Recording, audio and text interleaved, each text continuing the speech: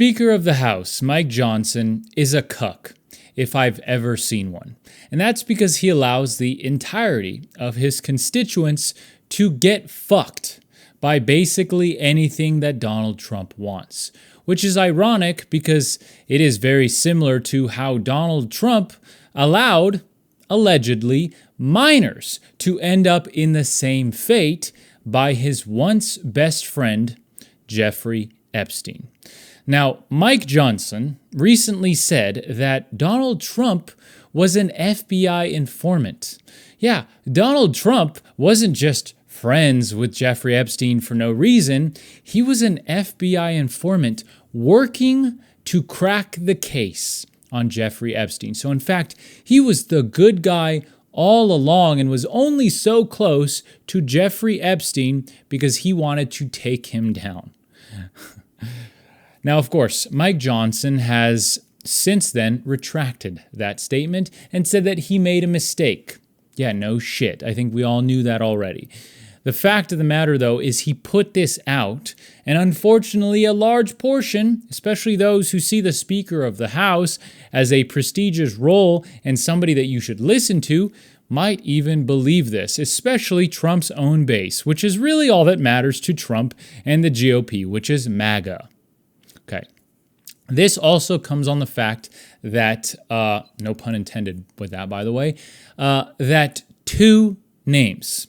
NBC News wants to unseal two names which were individually paid $100,000 and $250,000 from trust accounts that Jeffrey Epstein controlled. Now, these two people are allegedly co-conspirators and basically facilitated Jeffrey Epstein and the horrendous acts that he performed as well as facilitated for other people. Now, what makes this interesting is that the DOJ, under Trump's administration, they have requested that a judge does not unseal these names with concern for the privacy of these two people.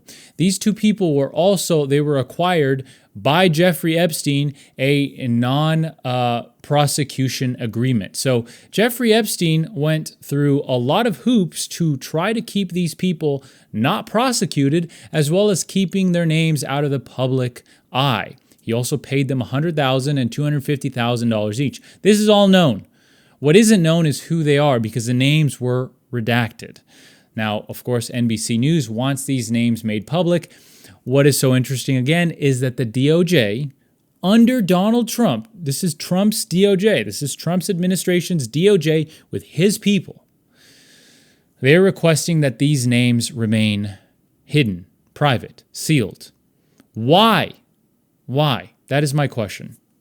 Donald Trump campaigned on many issues, but one of the issues was transparency. And in fact, one of the issues was transparency around the Jeffrey Epstein files. He said on multiple occasions that he would release these files. Well, all that's been released so far, at the time of this filming, maybe it changed, but at the time of this filming, 33,000 documents were released.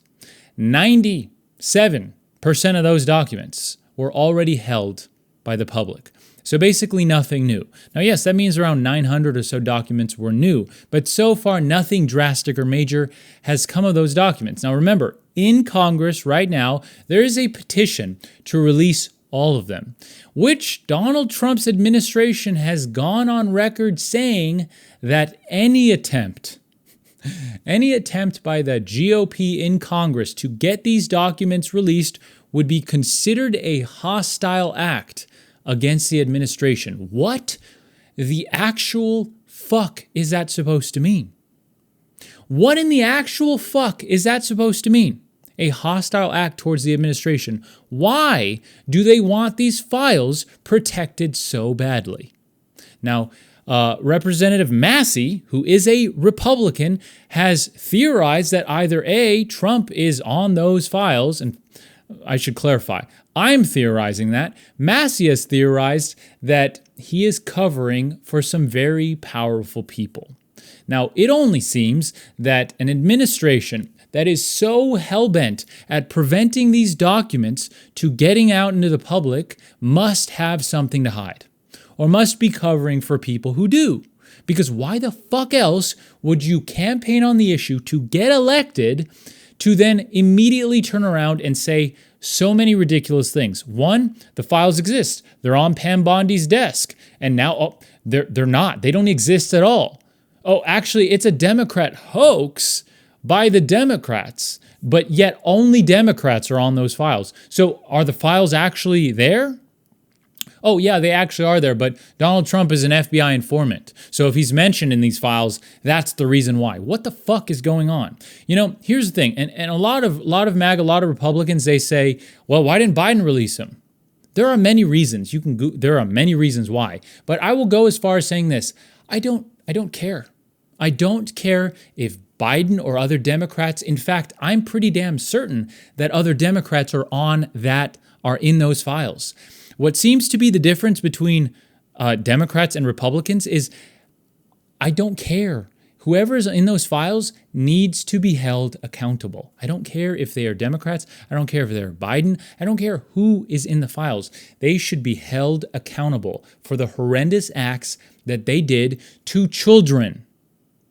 So whether it's a ton of Democrats or a ton of Republicans or very likely both sides, these files need to be released, and the people who did illegal acts need to be held accountable to the full extent of the law. So the excuse, well, Biden didn't release him. Look, every Democrat in Congress right now, from my understanding, everyone has voted to release these files. The thing that is holding this up is Republicans in Congress. Okay, so regardless of who's in the files, just release the fucking files. Just release the damn files. The American people have a right to know who is in these files. And yes, of course, protect the victims. Any sort of actual, disgusting footage, yeah, don't release that. But any sort of documentation that ties powerful people to Epstein should be released. The American public has a right to know about these files. This is a major issue, and in Donald Trump's own party, it is splitting his base because a lot of them want these files released, and the rest have had to do mental gymnastics to make it okay for his change in stance. And yeah, Mike Johnson is a fucking cuck.